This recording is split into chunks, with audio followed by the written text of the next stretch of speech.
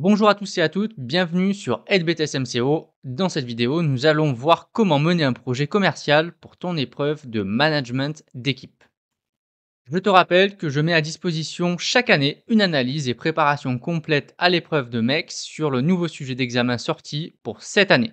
Le projet commercial ou managérial, c'est quelque chose que tu auras à faire régulièrement en tant que manager. La liste des projets possibles est très longue, comme la modification de ta gamme de produits en ajoutant ou supprimant des produits. Tu peux travailler sur l'agrandissement d'un magasin, sur l'agrandissement d'un rayon. Très souvent, tu auras à faire des réimplantations de rayons. Tu peux aussi être amené à réfléchir à l'acquisition d'un nouvel équipement, c'est-à-dire une nouvelle machine la plupart du temps. Tu peux aussi envisager de réorganiser le travail de ton équipe avec de nouvelles méthodes ou nouveaux outils plus modernes, etc. Il existe vraiment plein de projets possibles que tu pourrais avoir à mettre en place dans le cadre d'un projet commercial ou managérial. Pour commencer tout projet commercial, il faut d'abord faire une bonne étape d'analyse de faisabilité du projet et de rentabilité. Pour cela, tu devras identifier quelles sont les sources de dépenses et de coûts supplémentaires d'un côté, et de l'autre côté, quelles sont les sources de recettes, comme par exemple le nouveau marché sur un produit, donc le CA supplémentaire potentiel, l'optimisation des ventes actuelles ou l'optimisation des ressources actuelles, en réduisant les coûts et en améliorant la productivité. L'enjeu évidemment d'un projet, c'est qu'il soit le plus rentable possible. Donc du côté des coûts, tu devras notamment prendre en connaissance des contraintes du groupe, de ton entreprise, un budget maximal peut être fixé ou des capacités d'emprunt par exemple. Attention à bien s'assurer de les respecter. Tu auras aussi des coûts directs comme l'achat d'un nouveau matériel ou d'une nouvelle machine. Dans les faits, il s'agit des investissements nécessaires à la bonne réalisation du projet. Il faut aussi penser aux coûts indirects, tels que le temps passé pour le mettre en place, les équipes qui seront mobilisées, la formation et la disponibilité des compétences de l'entreprise. De l'autre côté, on a les sources de nouvelles recettes. À travers le projet, tu peux bien entendu viser un nouveau marché ou de nouveaux produits ou un nouveau service par exemple. Dans ce cas-là, tu vas générer un CA supplémentaire.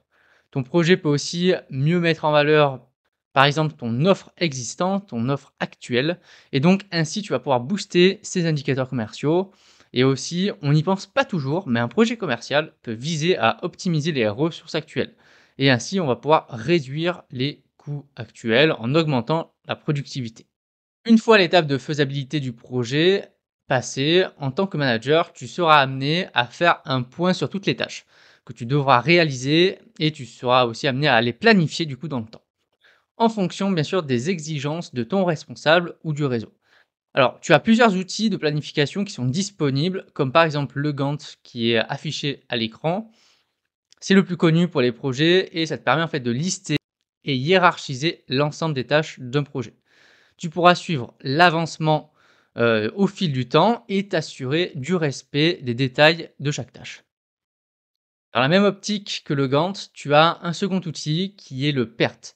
En fait, il te permettra aussi de suivre l'avancement de ton projet et de prévoir les délais de réalisation de l'ensemble des tâches.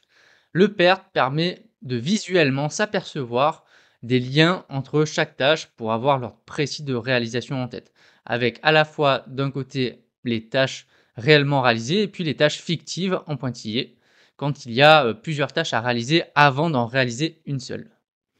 Autre outil de planification qui est disponible, c'est ce qu'on appelle le graphe MPM. C'est une manière en fait différente de présenter les choses, mais en fait il te permettra aussi de suivre l'ordonnancement des tâches comme le Gantt et le PERT. C'est juste une disposition légèrement différente et une manière de présenter différente du PERT ou du Gantt. On se rapproche beaucoup du PERT, mais il y a quelques spécificités au graphe MPM. Quand tu auras listé et déterminé la durée estimée de chaque tâche, il sera l'heure de mettre en place le projet. Pour cela, tu devras suivre au fil du temps l'avancée de ton projet et t'assurer du respect des délais et de la bonne réalisation des tâches.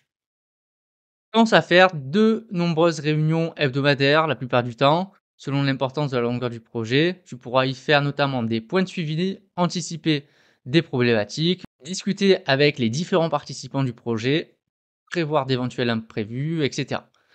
Et enfin, dans le domaine de la mise en place du projet, ton rôle principal sera d'organiser le travail, comme tout bon manager en fait. Donc, mettre en place les actions, manager au quotidien l'équipe pour gérer le projet et assurer le bon fonctionnement du point de vente, répartir les tâches, etc. Le travail de management. Une fois le projet mis en place, le projet final sera livré ou lancé officiellement. Il sera maintenant de ton rôle d'assurer le bon fonctionnement du projet sur le long terme, comme par exemple s'assurer de la bonne utilisation de matériel, assurer le réassort, s'assurer que les ventes décollent bien sûr, etc. Tu pourras ainsi assez rapidement réaliser ce qu'on appelle des reportings et du coup des analyses de résultats pour mesurer les effets, les impacts de ton projet commercial que tu as mis en place. Voilà, on arrive à la fin de cette vidéo. C'était quelques minutes pour comprendre euh, comment se déroule schématiquement la mise en place d'un projet. Merci à tous et à toutes de m'avoir écouté. Je vous souhaite de bonnes révisions et préparations pour vos examens. Allez, à bientôt. Bye!